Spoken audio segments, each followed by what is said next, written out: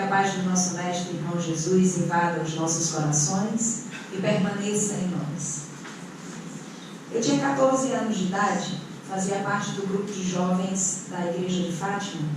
Eu tinha que cumprir os compromissos familiares, então todo domingo de manhã, às 6 horas da manhã, e as mães são encantadoras com relação a isso, né? A mãe tem todo o horário do mundo para levar a gente para a missa, mas domingo, 6 horas da manhã, ela insistia em nos levar para a missa. E nós íamos todos, chovendo, fazendo sol, para a missa da Igreja de Fátima. E eu agradeço todos os dias o empenho da minha mãe em fazer isso comigo. Continuei dos 14 até os 16, mas não acreditava mais em Deus.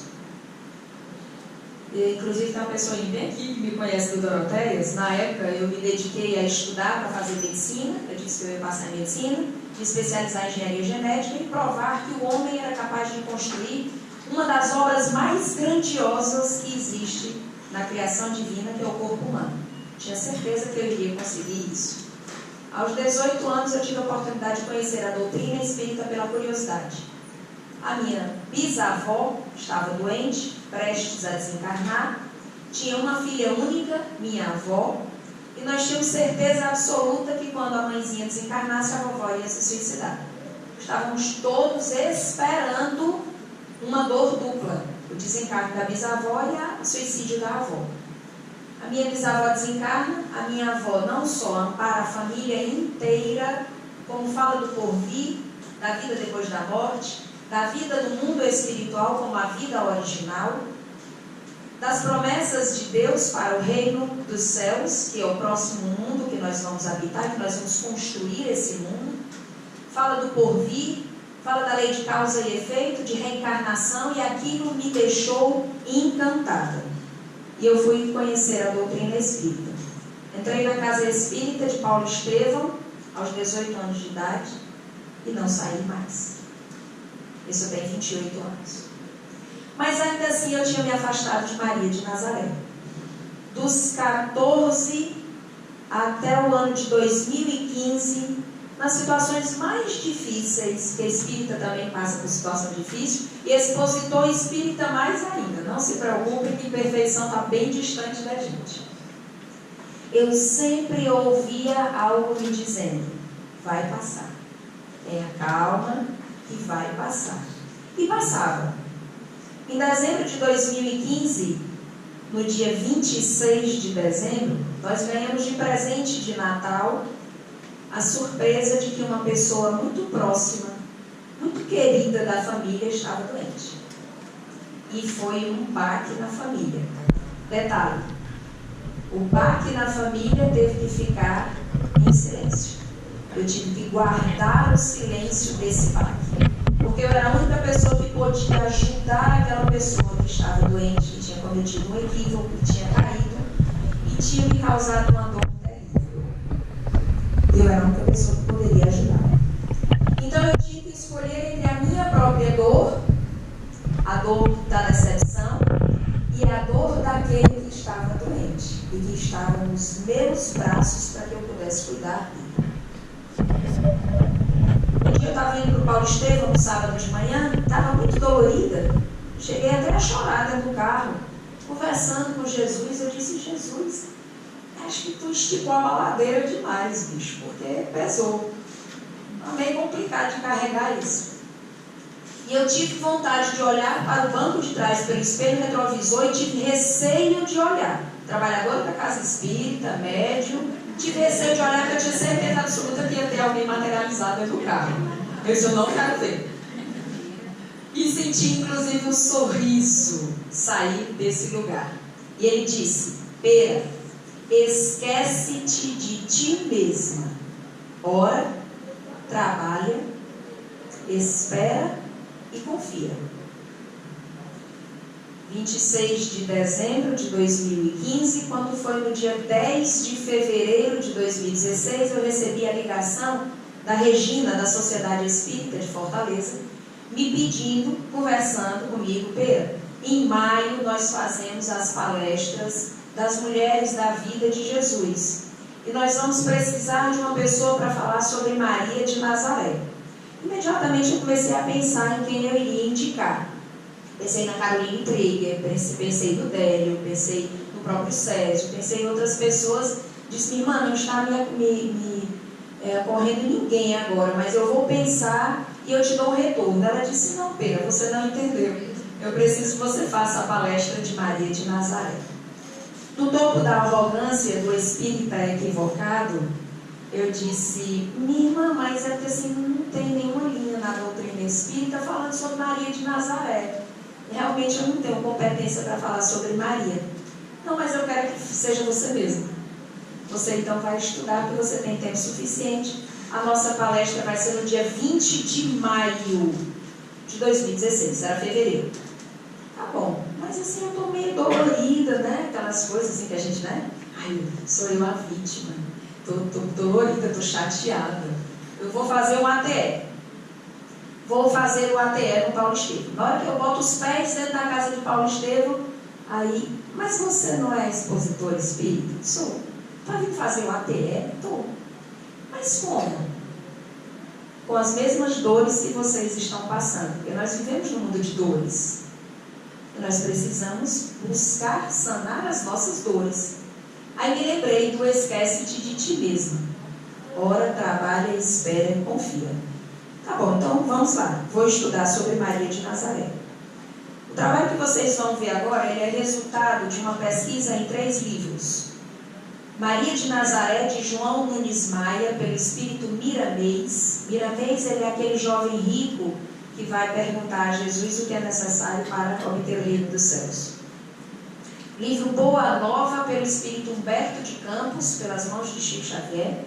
E o livro Maria, Mãe de Jesus, o Chico Xavier também, pelo espírito Ivone Pereira. Tive a oportunidade de assistir 3 palestras. Haroldo Dutra Dias, Divaldo Franco e Nazareno Feitosa, que é conterrâneo, é cearense, e que vem falar sobre Maria de Nazaré. Esse material é dividido em 3 momentos. A vida de Maria em 3 momentos. Antes de reencarnar, período de mãe e depois do desencarne de Jesus.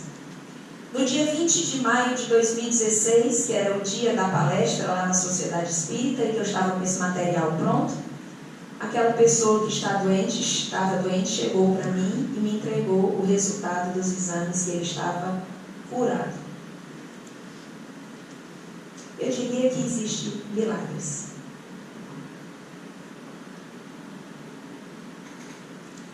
Maria de Nazaré é espírito de pureza lirial, vinda de planos altamente iluminados para receber o espírito mais evoluído que pisou o solo terrestre, portador da mensagem de Deus para o homem, o Evangelho, para que a humanidade se liberte dos sofrimentos, libertando-se da ignorância. Miramês nos diz que Maria é anjo que se revestiu de carne no planeta Terra para favorecer a descida mais arrojada que a divindade determinou em favor dos homens. Esse é o quilate de espíritos dessa envergadura. Espíritos que pedem para que a sua própria luz se apague, para que a luz do outro brilhe. Maria já tinha atingido a condição de espírito puro quando vem encarnar na Terra, favorecer a vinda de Jesus. Os espíritos Maria, que em Sírios era Sofia, José, pai de Jesus, Ana, a profetisa do templo de Salomão, Simeão, o ancião do templo, Isabel, a prima de Maria, e Zacarias, o esposo de Isabel, todos eles vieram de Sírios antes dos primórdios, desde os primórdios da terra, antes mesmo que os capelinos viessem para cá. Quem já teve a oportunidade de conhecer a história dos exilados de Capela?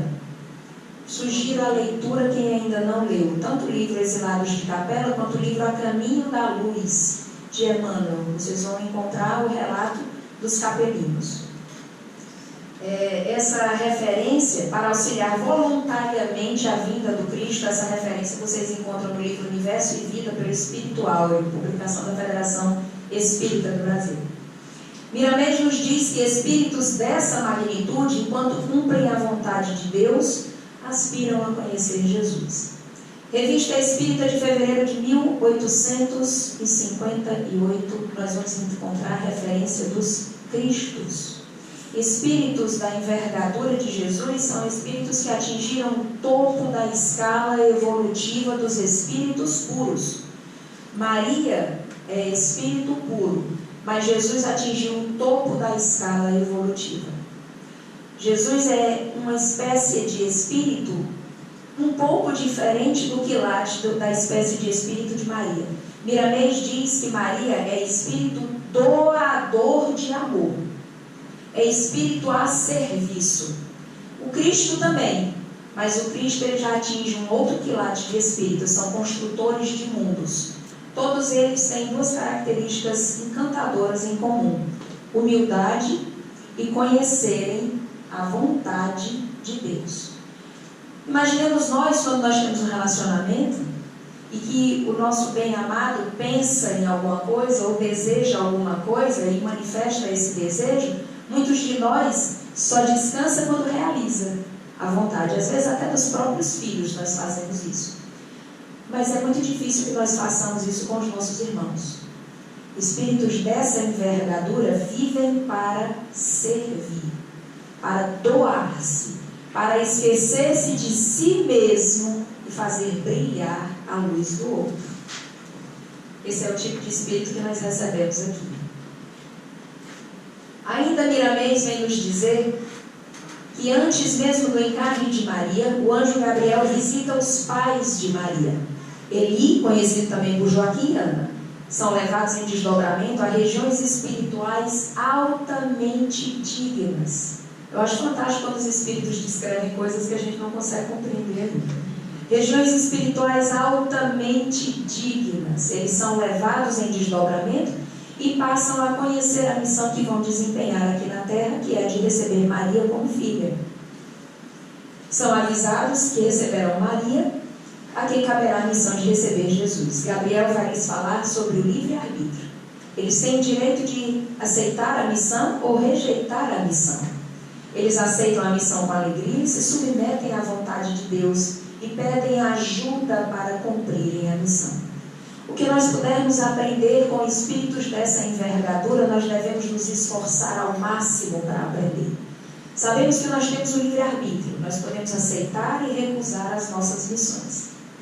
Bezerra de Menezes, inclusive, nos fala que nossas missões muitas vezes nos parecem pesadas, mas não são menores os amparos que nós recebemos da espiritualidade para realizar as nossas missões. Importante que nós tenhamos fé. Gabriel sugere então que passem a realizar o culto no lar. Quando vocês chegam na casa espírita, muitas vezes vocês ouvem com frequência a prática do evangelho do lar, a reforma íntima. Gabriel já sugere que eles passem a realizar o culto no lar, fazendo do lar uma oficina divina, preparando o ambiente para o recebimento de espíritos mais evoluídos. Nós podemos fazer isso.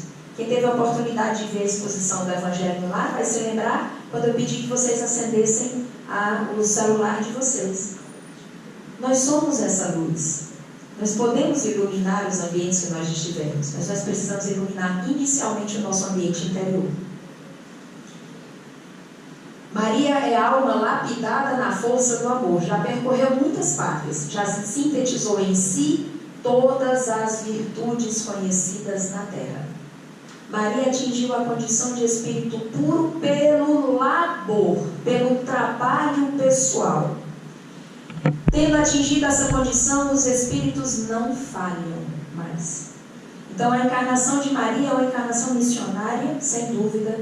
Passou por dores, sim, porque nós vivemos mundos materiais e em mundos materiais nós temos a necessidade de conhecer a dor também.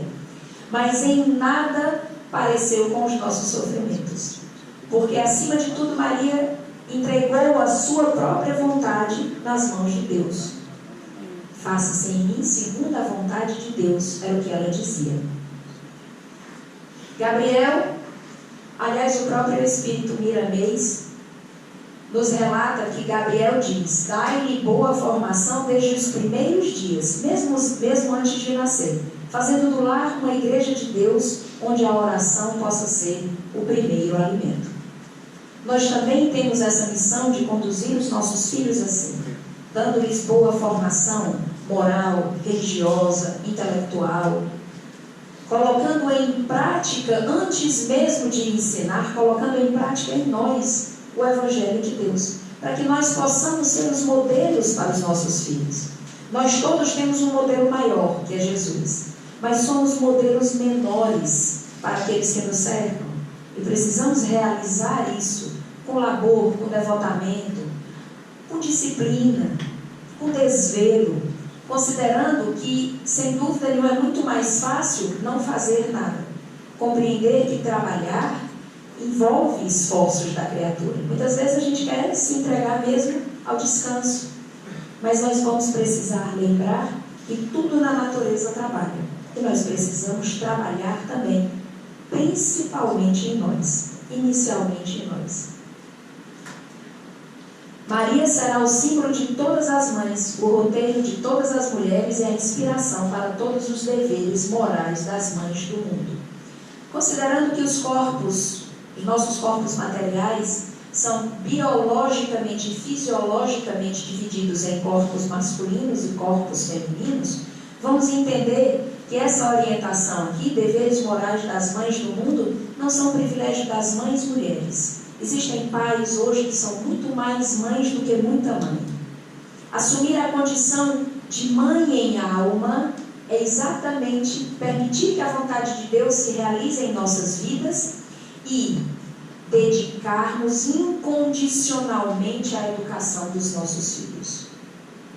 Incondicionalmente. Não é invertendo papéis, colocando os nossos filhos como reis do lar, colocando-os onde eles devem ficar efetivamente. Aqueles talentos que nós recebemos de Deus para multiplicar e depois prestar contas. Precisaremos prestar contas deles.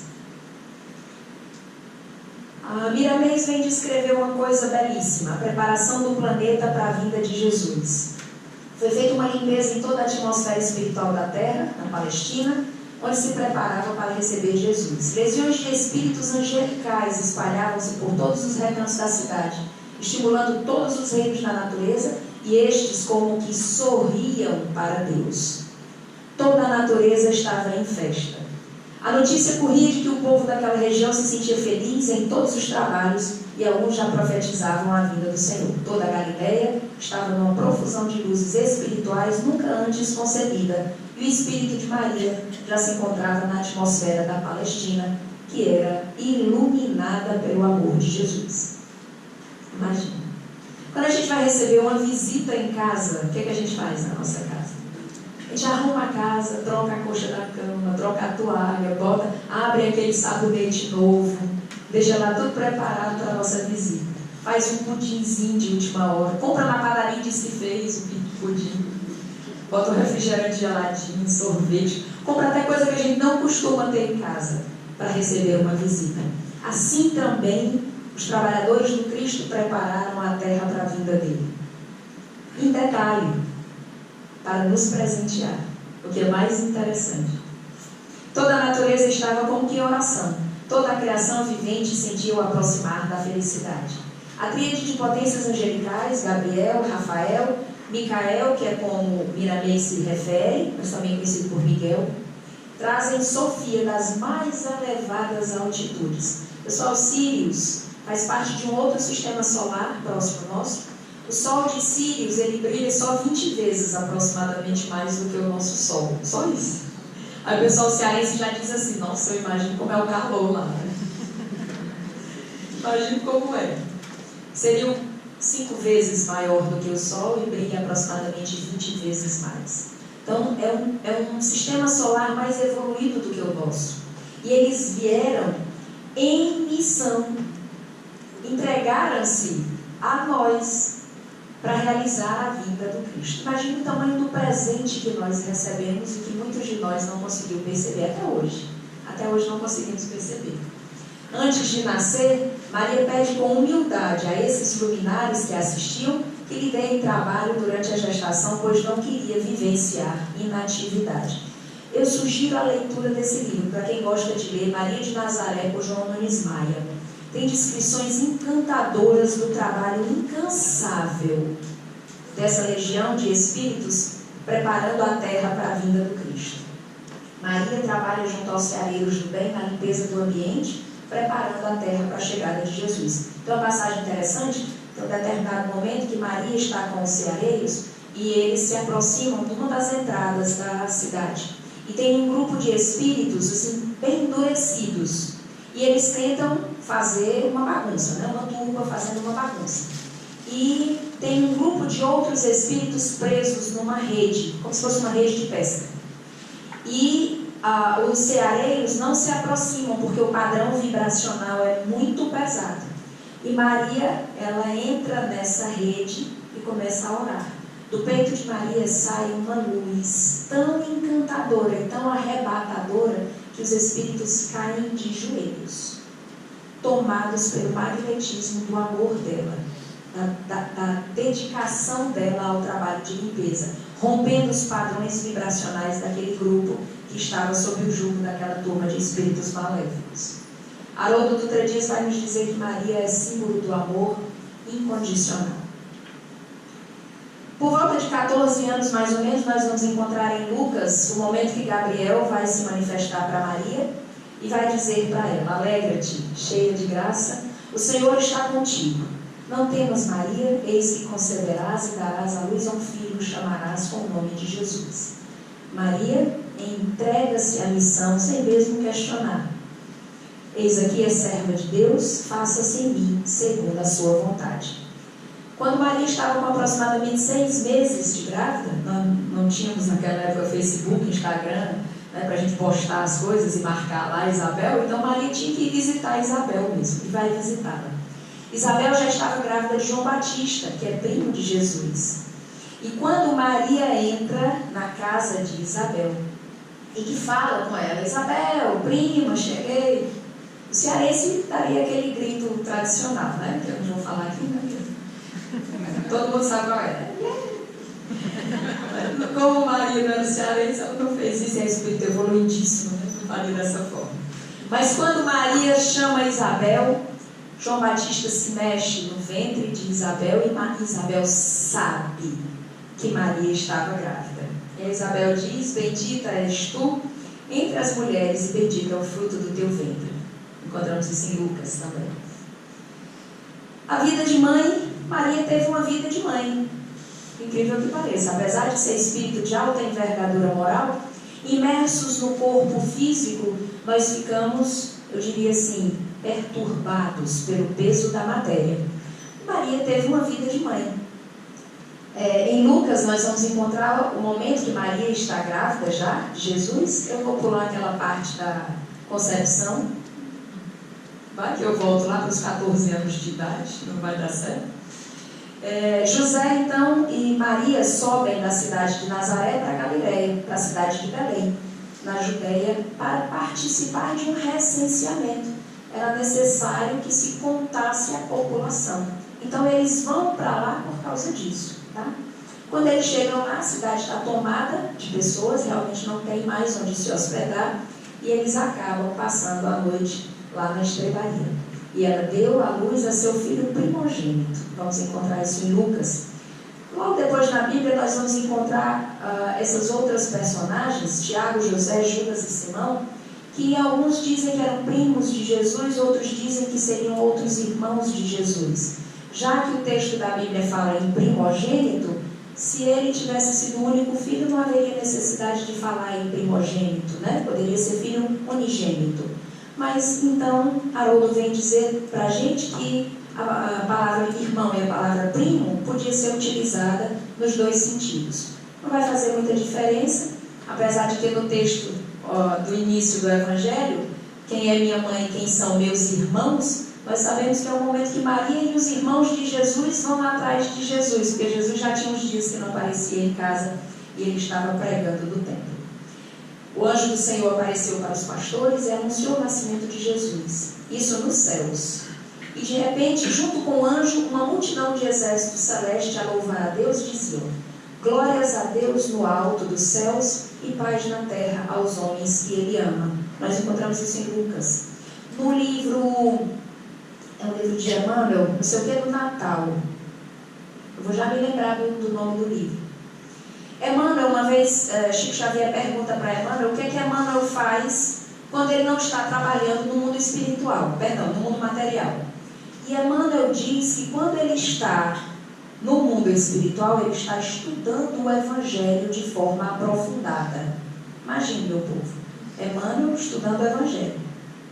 Aqui a gente mal faz o Evangelho no lar. Lê bem rapidinho as Escrituras e entra por um ouvido e sai pelo outro, porque não consegue colocar em prática. E nesse livro, não sei o que, de Natal, antes do final eu acho que da tarde, eu consigo dizer para vocês. Sobre de Natal, eu li. Emmanuel vem dizer que esse texto aqui, no Evangelho Divino, das tradições, né, que eles estudam, essa parte desse texto, ele é o conteúdo programático da missão do Cristo aqui na Terra. Mas ele vai dar uma outra interpretação. E essa interpretação do Emmanuel é grandiosa. Ele diz que o primeiro momento é glória a Deus no alto dos céus. Ou seja, o primeiro momento da criatura encarnada, inclusive a do Cristo, é de glorificar a Deus. Em tudo dai graças a Deus.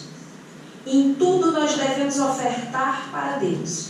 As alegrias, as tristezas, os sucessos, os fracassos, as angústias, os regozijos. Tudo nós devemos dar graças a Deus. Antologia. Nossa, essa minha ponto positivo, viu, fofinho? Tia Pera vai dar um ponto para você na média. Antologia Mediúnica do Natal, de Emmanuel. Vocês vão encontrar esse relato dele, tá? Aí ele diz que o segundo momento é paz na terra. Porque o pacificador por excelência veio habitar conosco. Inclusive depois Jesus vem dizer: eu vos deixo a paz, eu vos dou a minha paz. Nós não sabíamos antes da vinda do Cristo o que era a paz.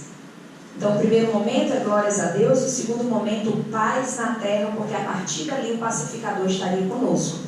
E o terceiro momento, que é encantador, que a gente lê: paz na terra aos homens que ele ama, nós identificaríamos um Deus injusto, que só nos daria paz na terra para aqueles a quem Deus amasse.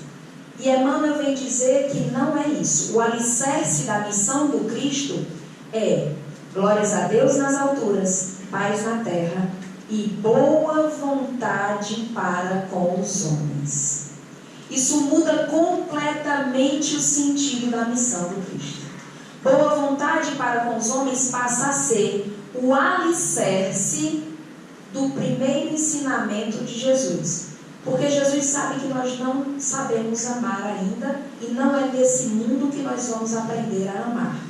Quando Jesus reúne toda a lei e os profetas e vem dizer que toda a lei vai se resumir em amar a Deus sobre todas as coisas e amar ao próximo como a si mesmo, ainda assim ele sabia que nós não saberíamos amar.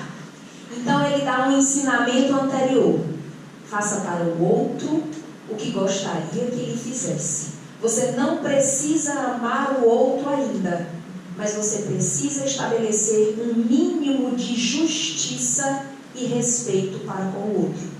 Só que para você fazer para o outro o que você gostaria que ele fizesse, é necessário que você consiga introspectar boa vontade para com os homens.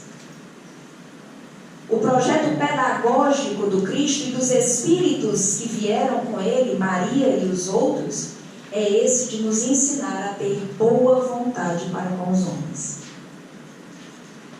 Depois que Jesus nasce, aos 8 dias, olha que coisa fofinha, mamãe. Jesus é apresentado no templo para cumprir as tradições judaicas.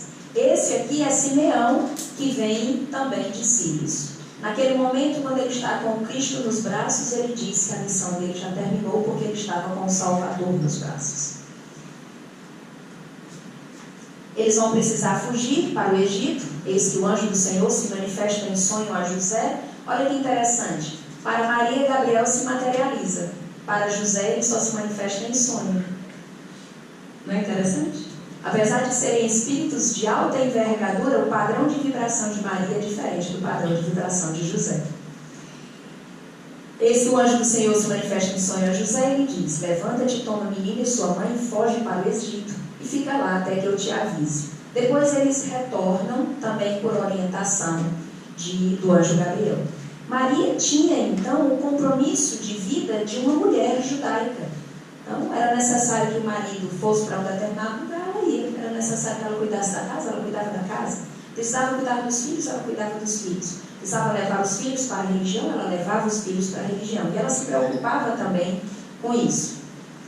Maria vai visitar Isabel, depois que eles voltam do Egito, e as crianças já contavam com aproximadamente 5, 6 anos de idade. Jesus e João Batista. As crianças brincam como crianças, mas Jesus e João Batista não eram crianças comuns. Em determinado momento, Maria e Isabel batendo papo, botando a fofoca em dia, né? Contando as coisas. Mulher, tu viu aquilo ali, nosso vizinho, vai contar aquelas coisas que a gente fica contando, aquelas fofoquinhas básicas. E percebem que as crianças não estão perto. Vocês já perderam seus filhos? Já? Nossa, aquele momento que a gente desencarna e volta, né? E elas conversando a maior fofoca: cadê Jesus, cadê João Batista? E elas saem e veem os dois na beira de um abismo. Jesus, aquela coisinha, imagina Jesus com aquela bundinha murcha, aquela cabelinha, aquela coisa assim, João Batista também, espeladinho, né? Coisa linda. E tá aqueles dois, ó, espeladinho. E Jesus com aquele dedinho assim, apontando lá para o deserto, e João Batista prestando atenção àquela conversa. É linda a descrição dessa cena. Depois, quando eles entram em casa, Maria pergunta para Jesus: meu filho, cara, que você estava conversando tão sério, com aquele dedinho apontando assim para os céus. E Jesus estava dizendo para João Batista: estou cuidando dos negócios do Pai.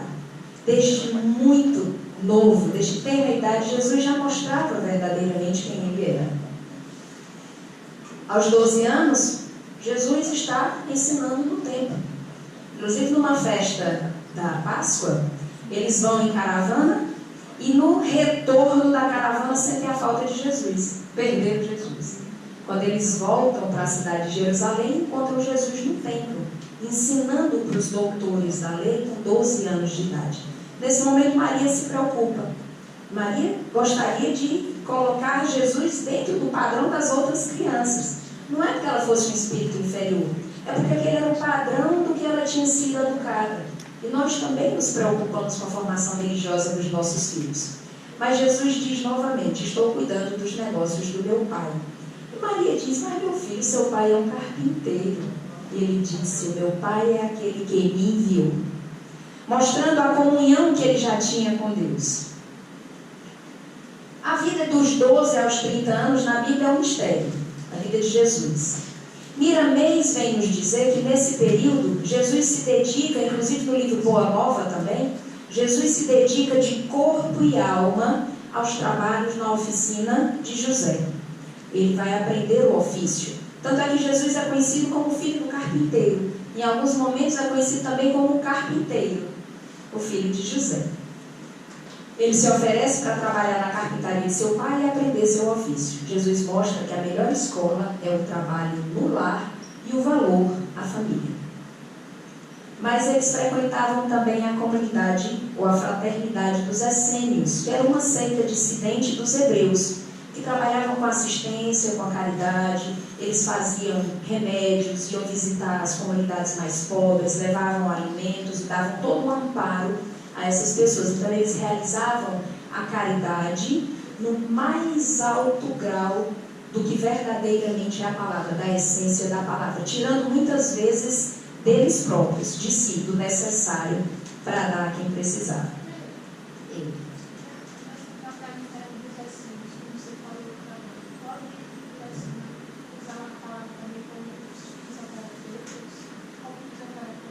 Não vou saber se eles são originariamente a origem dos fisioterapeutas, não sei.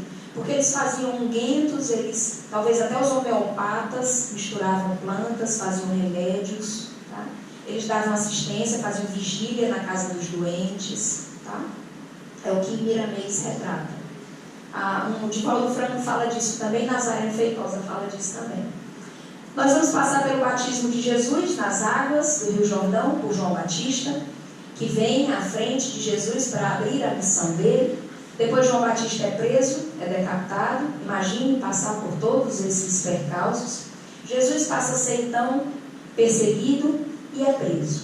Mas enquanto isso, imaginem os filhos de vocês curando cegos, surdos, mudos, leprosos, fazendo andar aleijados, ressuscitando mortos, curando uma mulher hemorrágica há 15 anos, fazia 15 anos que a mulher sangrava, já tinha procurado todo tipo de ajuda de médico, de tratamento que você pode imaginar, e ela sabia que simplesmente se tocasse nas vestes de Jesus ficaria curada. Imaginem os filhos de vocês salvando uma mulher adúltera naquela época, jantando na casa de um cobrador de impostos. Hoje, cobrador de impostos também não é muito bem visto, né? Naquela época. Jesus cura a sogra de Pedro. Isso aí é sério. O pessoal brinca com sogra, mas é sério. Jesus cura a sogra de Pedro num evangelho no lar, num culto no lar. No ambiente do lar, como se fosse algo simples. E ele cura a sogra de Pedro, que estava doente. Também não tinha conseguido encontrar a cura. Fala aos sacerdotes do templo, cura endemoniados, anda sobre as águas, acalma uma tempestade, faz o sermão da montanha. Gandhi disse que se toda a literatura do mundo ocidental se perdesse e restasse somente o sermão da montanha, nada teria se perdido. O maior legado ético-moral que a humanidade já recebeu é o sermão da montanha. Imagine um filho nosso fazendo isso. Jesus multiplica pães e peixes, transforma água em vinho, inclusive a pedido de Maria nas bodas de Caná. Quem é minha mãe, quem são meus irmãos? É o momento que Jesus inaugura a família universal. E ele diz que a minha mãe e os meus irmãos é todo aquele que faz a vontade do Pai. Para que a gente aprenda a ultrapassar os limites até da nossa própria família. Entender que o outro também é nosso irmão, mesmo estando fora do nosso núcleo familiar. João, no momento da prisão de Jesus, quem vem informar para Maria, quem vem dizer que Jesus foi preso, é João, o evangelista, que era o mais novo. Talvez ele tivesse por volta de 18 para 19 anos. Já não era João Batista, o primo, é João o evangelista. Inclusive no texto da Bíblia a gente vê quando alguns relatos dizem João, aquele a quem Jesus amava. Não é que Jesus não amasse os outros, mas é porque talvez João evangelista tenha sido o único que verdadeiramente entendeu o que é o evangelho. Maria se pergunta qual o crime que seu filho cometeu. Quis ele espalhar somente o amor, recebe todo o ódio do mundo. Mas Maria sabia em seu íntimo que os desígnios de Deus são soberanamente justos e tudo tem um propósito. Miramês vem descrever 2 momentos de queda de Jesus com a cruz. Os 2 momentos em que ele cai e ele se desdobra, um deles, ele ampara Maria e envolve Maria no seu magnetismo. E no outro momento, ele ampara Pedro, que havia negado Jesus. Maria está aos pés da cruz. Essa passagem é encantadora. Eu acho que eu passei uns 3 dias para conseguir terminar essa passagem, porque cada vez que eu começava eu chorava. Aí derramava lágrimas em cima do papel, ficava tudo embaçado. Aí a gente inventa que vai fazer outra coisa e depois volta.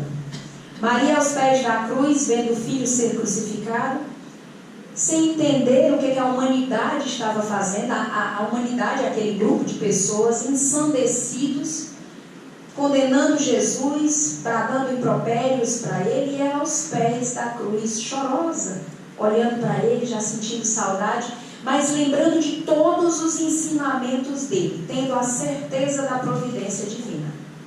E aí ela ouve um choro mais dolorido do que o dela. E quando ela esquece da própria dor e olha para o lado, é a mãe de Dimas, aquele ladrão que pede para ser crucificado de cabeça para baixo, porque não tem envergadura moral, não tem condição de ser crucificada ao lado de Jesus.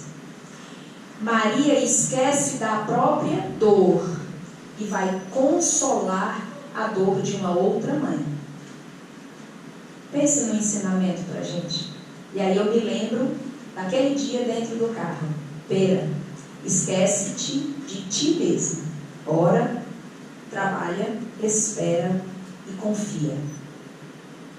Jesus então, vendo a sua mãe e perto dela o discípulo a quem amava, disse a ela: mulher, eis aí o teu filho. Depois diz ao discípulo: filho, eis aí a tua mãe. E a partir dessa hora, João o Evangelista recebeu Maria em sua casa. Jesus inaugura a adoção. Uma mulher naquela época, sem um homem para cuidar dela, muitas vezes era relegada à mendicância e à prostituição. Então Jesus entrega Maria como mãe de João Evangelista. E João Evangelista recebe Maria como sua mãe. Eles recebem de presente uma casinha em Éfeso, a atual Turquia. O terceiro momento é Maria, a vida dela a serviço de Jesus, depois do desencarne de Jesus. João Evangelista toma Maria e leva Maria para morar nessa casinha. Se vocês colocarem na internet, coloquem a Casa da Mãe Santíssima, vocês vão encontrar esse lugar. Maria passou a desenvolver um trabalho de assistência social, atendimento fraterno, de amparo, e ela atendia do raiar do sol até o pôr do sol. Fazia remédios, tratava dos doentes, fazia sopa, atendia, conversava, ouvia as dores dos outros e falava sobre todos os ensinamentos de Jesus. A vida no porvir, as bênçãos, os gozos eternos, tudo que haveria de vir no porvir depois da morte. Ela trabalhou na sua mais profunda simplicidade, porque veio para ampliar os conceitos de seu filho pelo exemplo. Ela um dia recebe um leproso que já estava em estado avançadíssimo de lepra. E ela conversa com esse homem, atende ele. Enquanto ela está atendendo, ela dá uma sopa para ele, lava todas as feridas dele e prepara um unguento e passa nas feridas dele. No dia seguinte, todas as feridas estão secas, absolutamente secas. E ele passa a dizer para ela: tu és a mãe de Jesus, és a mãe santíssima da humanidade. Um belo dia, Maria está muito triste, angustiada, assim, saudosa de Jesus, mas trabalhando, do raiar do dia até o final do dia. E no final da fila, uma fila grande, já no pôr do sol, um peregrino se aproxima dela. Ele se ajoelha a seus pés e com uma voz meiga e amorosa fala de esperanças, alegrias, gozos, fala de Deus. A voz que a toca maternalmente e acalma as dores secretas da alma saudosa é uma voz conhecida. Ela se sente bem na presença daquele peregrino. E quando ela vê as chagas em sua mão, que reconhece Jesus, ela tende a se ajoelhar aos pés dele e ele se ajoelha aos pés dela. Meu Pai quer que em meu reino sejas a rainha dos anjos. A gente encontra referência no livro Boa Nova de Humberto de Campos.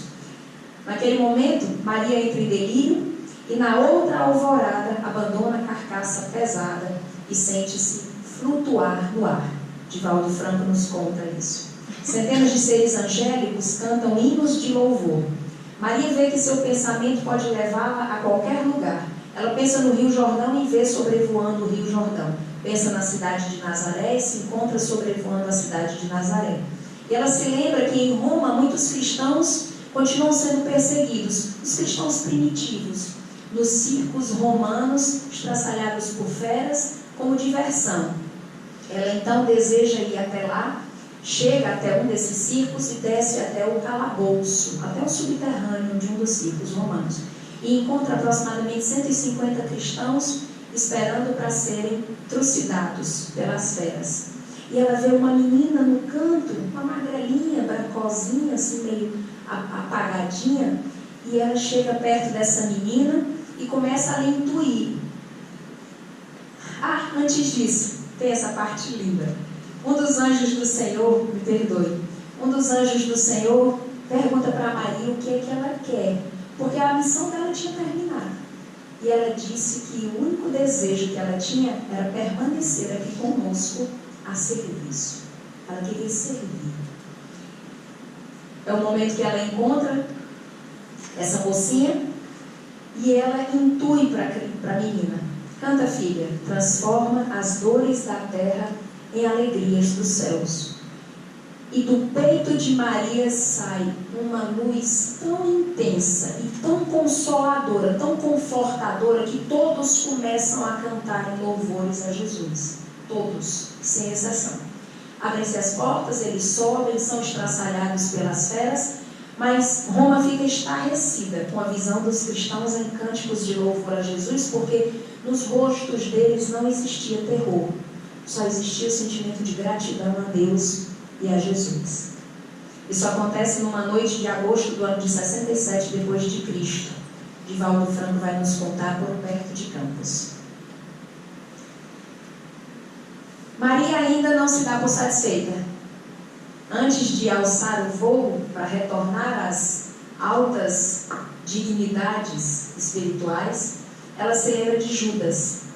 Nós vamos saber que Judas, depois que entrega Jesus, ele se suicida. E Judas vivia em sofrimento. Existe um poema na internet, que é Retrato de Mãe, pelo Espírito Maria Dolores. Cadê as meninas daqui? Estão lá fora. Tu vai concluir? Eu termino que horas? Pronto, vai dar tempo. Procurem na internet. Eu tenho aqui, se eu tiver tempo, eu leio um poema para vocês, tá certo? Maria visita Judas nas profundezas infernais, em regiões destinadas àqueles que tiram a própria vida. Judas estava cego, sofria dores insuportáveis de remorso pela traição a Jesus e por ter cometido suicídio. Acreditando não ser merecedor de nenhuma misericórdia de Deus, ele inclusive não reconhece Maria, ele rejeita Maria. Mas Maria chega e diz para ele: a bondade de Deus jamais condena. Venho por mãe a ti, buscando um filho amado. Eu vou fazer a leitura desse poema para vocês, porque ele é muito mais do que encantador. Depois de muito tempo sobre os quadros sombrios do Calvário, Judas, cego no além, errava solitário. Era triste a paisagem, o céu era nevoento. Cansado de remorso e sofrimento, sentara-se a chorar. Nisso, nobre mulher de planos superiores, nimbada de celestes esplendores, que ele não conseguia divisar, chega e afaga a cabeça do infeliz. Em seguida, num tom de carinho profundo, quase que em oração, ela diz: meu filho, por que choras? Acaso não sabeis, replica o interpelado, claramente agressivo, sou um morto e estou vivo. Matei-me e novamente estou de pé, sem consolo, sem lar, sem amor e sem fé. Não ouviste falar em Judas, o traidor? Sou eu que aniquilei a vida do Senhor. A princípio julguei poder fazer o rei, mas apenas lhe impus sacrifício, martírio, sangue e cruz. E em flagelo e aflição, eis que a minha vida agora se reduz. Afastai-vos de mim, deixai-me padecer neste inferno sem fim. Nada me pergunteis, retirai-vos, Senhora. Nada sabeis da mágoa que me agita. O assunto que lastimo é unicamente meu. No entanto, a dama calma respondeu: meu filho, sei que choras, sei que lutas, sei a dor que causa o remorso que escutas. Venho apenas falar-te que Deus é sempre amor em toda parte. E acrescentou serena: a bondade de Deus jamais condena. Venho por mãe a ti buscando um filho amado. Sofre com paciência a dor e a prova. Terás em breve uma existência nova. Não te sintas sozinho ou desprezado. Judas interrompeu-a e bradou, rude e pasmo: mãe, não venhais aqui com mentira e sarcasmo. Depois de me enforcar num galho de figueira, para acordar na dor, sem mais poder fugir à vida verdadeira, fui procurar consolo e força de viver. Ao pé da pobre mãe que forjara o ser, ela me viu chorando e escutou meus lamentos. Mas teve medo dos meus sofrimentos. Expulsou-me a esconjuros, chamou-me monstro, por sinal disse que eu era unicamente o espírito do mal. Intimidou-me a terrível retrocesso, mandando que apressasse o meu regresso para a zona infernal de onde eu vinha. Ah, detesto lembrar a horrível mãe que eu tinha.